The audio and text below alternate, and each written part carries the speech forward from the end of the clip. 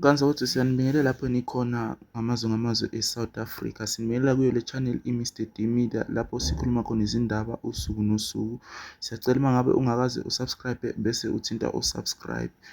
Ixa-ke abaningi indaba Enigma ozibiza ngo-Brother Enigma ngesikhathi ethi mhla zi-22 September kuya ku-23 uJesu uyabuya. Ispeech sakhe nasi siyalandela.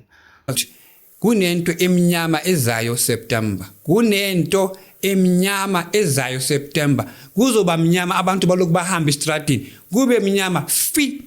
Ifone angeke ekhanyise, i-electric angeke ekhanyise. uJesu uzobamba the power of electricity. Akuna technology ezosebenza ngoba ufuna ukuthi kube mnyama. So makafuna ukuthi kube mnyama akuna Apollo light ezokhanyisa the whole world. Manje brother after 4 days masekhanya kuzokwenzana. I don't know. I-rapture khona lapho kulobo mnyama lobo. Ingathi makuba ne-light kula abantu bazobona i-light after lamalanga lawo. Kula bazobona ukuthi uJames akasekho, uGandhi akasekho, bahambile. Angithi wabo?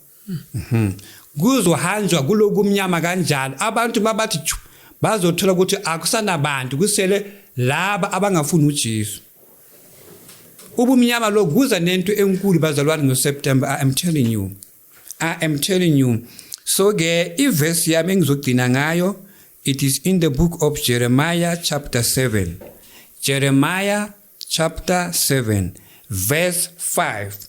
Yona iti, the Lord is coming like a thief. The Lord is coming and is coming like a thief. All right.